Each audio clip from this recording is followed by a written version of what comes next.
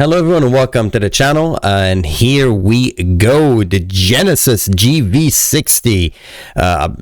I'm so impressed, honestly, by Hyundai.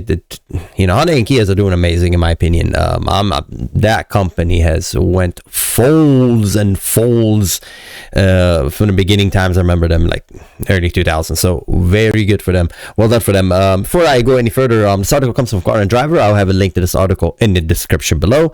And as always, how you guys doing, everybody? Hopefully everybody's doing great, and thank you for watching, and thank you always for subscribing and liking. It really helps. So anyway, I digress. I think this vehicle is fantastic. This is fully electric vehicle. Okay, before I go again, let's just let you know, this is the same chassis as a Kia EV and Hyundai Ioniq 5. Okay, so built on the E-GMP. I have a video about this. I made it earlier about these vehicles. So you have to understand, electric cars are no longer a bespoke vehicle. They basically have a chassis with batteries and electric motors and whatever you want to put on top of it. It's more like when you used to build Legos. You build a Lego car, you kind of build the foundation on the bottom, put the things on top. Or back in the day when you had a body on chassis kind of a thing, we're going back to that exact same concept, body on chassis.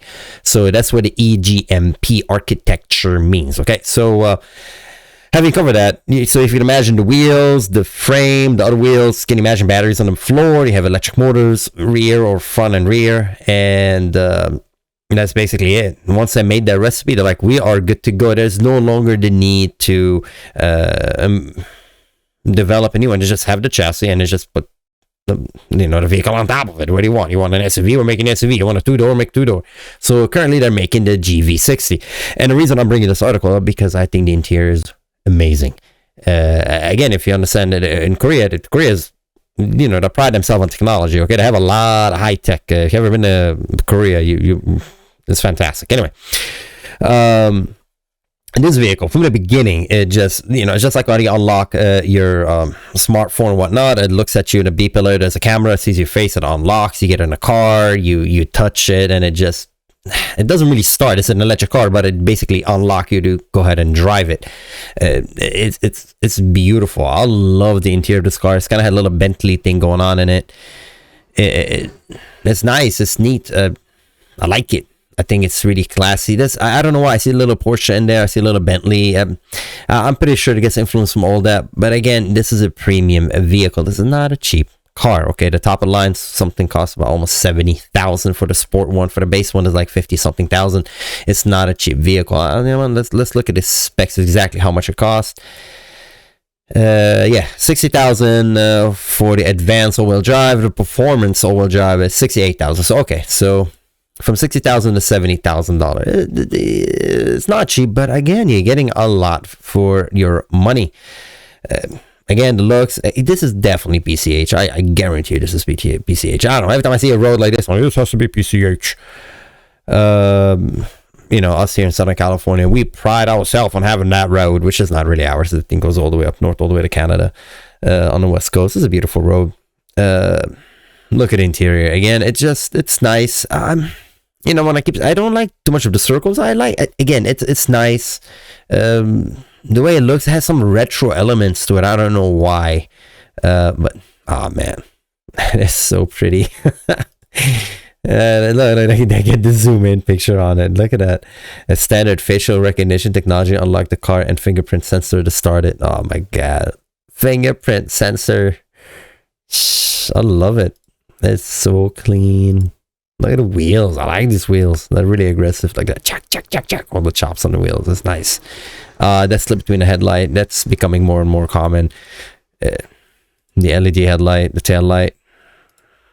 You can't look at this car and say it's not pretty. It really is. It's really pretty. Yeah, we're getting to that point. California. We're getting to that point. That was really interesting. The back. This kind of, to me, it's just, I don't know what it is, but it kind of looks kind of luxurious. I don't know. Again, I'm thinking too much Bentley looking at it. I don't know why it keeps reminding me of a Bentley, like an older vehicle, because everything's kind of circular. I'm not sure, but it's kind of odd. It kind of looks a little bit old, but new at the same time. It kind of looks like an older car, like something from the 50s. But yet I'm attracted to it. I like it. Oh wow, the vented, I could never get enough of that. Have you ever experienced sitting on those seats that have the ventilation in it? You never have a sweaty back. Beautiful. Again, this is fully EV, if you're wondering. There's no shot of the engine, well, because it's fully EV. And it's kind of nice, a little display. Shows the EV charging transfer, how many miles you got left. Unfortunately, yes, this is kind of what's happening when you have an electric car. Your eyes are always, you know, paying attention to your range. Because we're still not used to it. Remember, all of us right now were born with the, you know, using a gasoline engine, or, you know, we're very familiar with a gasoline engine. So an electric car is, we kindly, I think subconsciously we're always worried about our range. Well, in reality, if you're living in the city, and 170 miles in the city is plenty to get you around.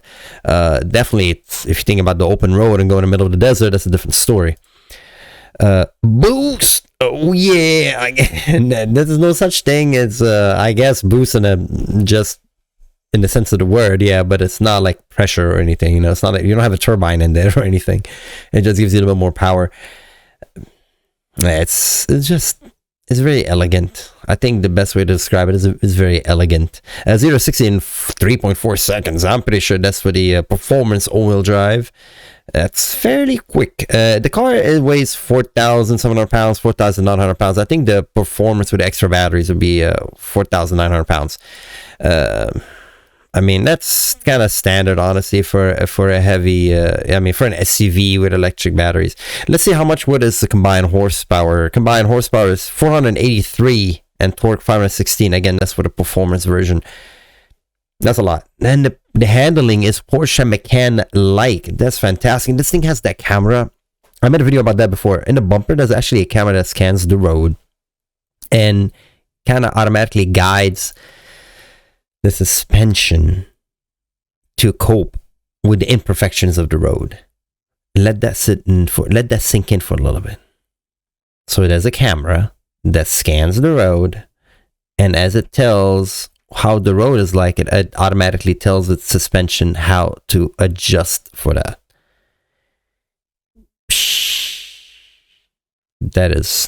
That to me is amazing. A camera-based system that reads the road surface and keep the adaptive dampeners supple over bumps. You know who has this system? Maybach.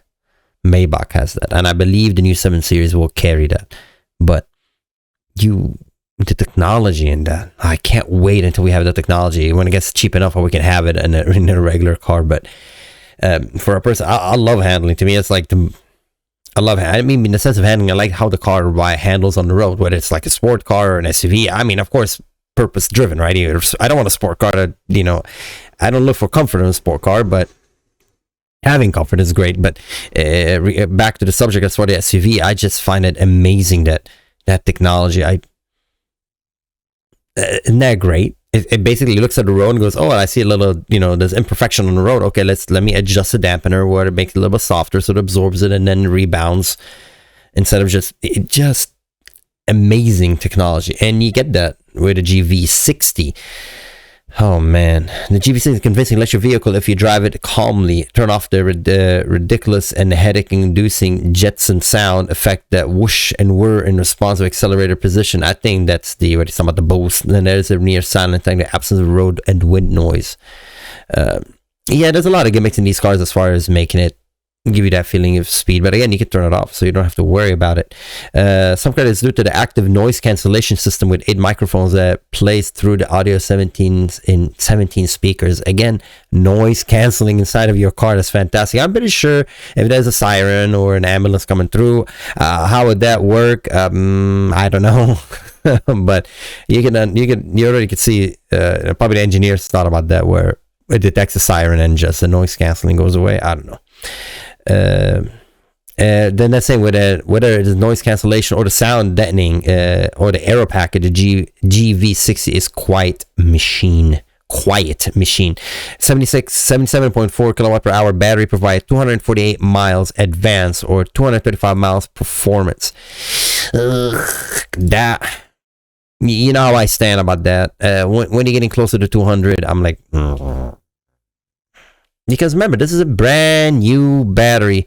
But again, I keep thinking about it in the sense that this is a traditional vehicle and it's not.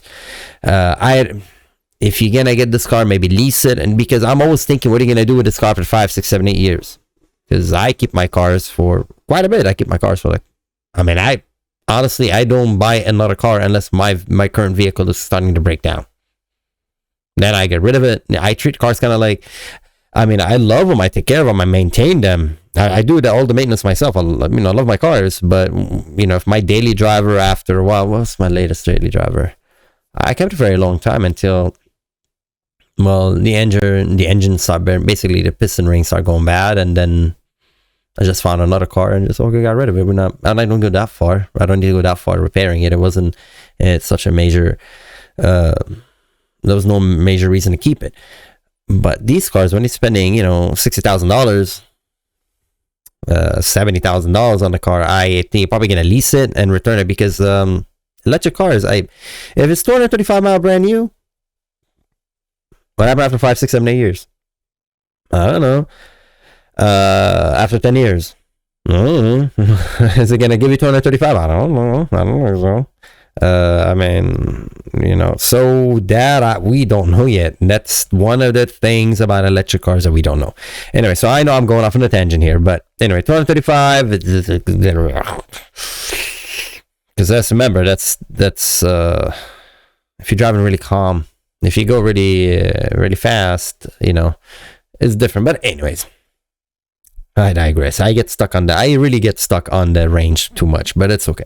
Level 2 charger will be replenish the battery from a 10 to 100% in about 7 hours. Come on, Eddie, just don't get stuck on that. Don't get stuck on the 7 hours. People sleep, right? Most people sleep for 7 hours, so that's basically when you're asleep. You hook it up to an 800-volt DC fast charger, and a battery can go from 10 to 80% in a claimed 18 minutes. That's not bad at all. 18 minutes. That's just, like chilling, watching a movie somewhere on your phone. The advanced model starts at $58,980, which is roughly $11,000 more than the same powertrain in a Hyundai Ioniq 5, but less than $4,000 than the top and limited trim Ioniq 5. While the performance variants start at 68,980, we have the VG60 for instrumental testing soon, but after our initial behind the wheels, we can say this like the first sight. Yeah, they like it, so I'm glad they do. Again, 100 miles an hour. I don't care about 100 miles an hour. 0 to 60, 3.4, 4.5. We talked about that already. The front motor permanent magnet, synchronous AC 99 or 215 horsepower. Rear motor is permanent magnet, AC 215 horsepower combined. So the 314, that gives you a more range at 483 horsepower. That one gives you 235 mile range. Combined torque is plenty. It's an electric motor. Battery pack liquid cooled lithium-ion, 77.4 kilowatt per hour. Again, I don't see anything wrong with it. The weight, actually, it is heavy, but it's not as heavy as I would have, I'm expecting them to be 5,000 pounds electric cars. So it's, it's 100 pounds less. Of course, it's still heavy. Mind you, the SUV, the BMW SUV, I reviewed earlier. That thing was 4,500 pounds, and it was a gasoline engine. But that thing was a screamer. But it did the same 0 to 60, 3.5 seconds. That kind of gives you an idea. But obviously, it was a gasoline. This is not gasoline. The other one was hybrid, and this is not. So, anyway, fantastic, great job on Hyundai. I mean, it's. I like it. I love the technology in it. Now, that's not, as far as how long this vehicle is going to last on the road, what its, life cycle is, it'll be very interesting to see in the future. I'm very curious about all these electric cars. What is the life cycle? Because I can tell you exactly what's the life cycle of the gasoline car. Use it like my other car. When I got rid of it, it goes to the junkyard. It gets crushed and gets recycled. All the metals gets recycled, yada yada yada yada, and it gets sold to some third world country where they take all these materials and they make something else with it. This vehicle, I don't know, because you're not gonna drive this 25 years, 30 years. It's just no, it's not gonna happen with that car. Okay, this is not gonna be around in 25 years. Could it be? Yes. Can you buy new batteries? Yes. Are you gonna do it? Maybe one person might do it. I don't know. Okay, but. Nah, these batteries are not designed for you to go in there and replace them. Maybe you can do them at a dealership if you really love your car, but most likely you're going to get another electric car. So secondhand value of these vehicles will be good, but it's remain to be seen how the batteries are like. And I know I'm being a negative Nancy and saying, oh my God, the battery's going to go bad, yada yada. it's just something you always think about. Why not ask questions? What hey, how's the battery gonna last? But from what it is right now, this car, again, I think Honda is very famous for giving you very high warranty. I'll check the website, see what the warranty, but they usually give you like 100,000 mile warranty, which is plenty enough. Thank you, ma'am. So I'll take that any day. Anyway, so this has been a review of 2023 Genesis GV60.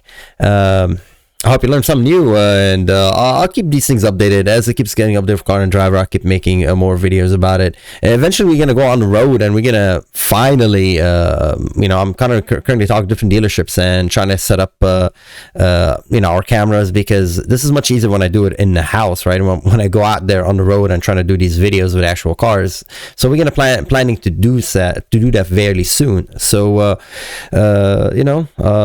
I'll definitely put those videos when I actually review the actual vehicle, when the vehicle's behind me and I can actually be there with it. I'll put those on Patreon first, and then eventually I'll transfer them to YouTube as it progresses. So anyways, thank you everybody for watching. Hopefully you have a great day wherever you are in the world, and I'll see you next time. And as always, be safe out there and drive safe. I'll see you again. Take care. Bye-bye.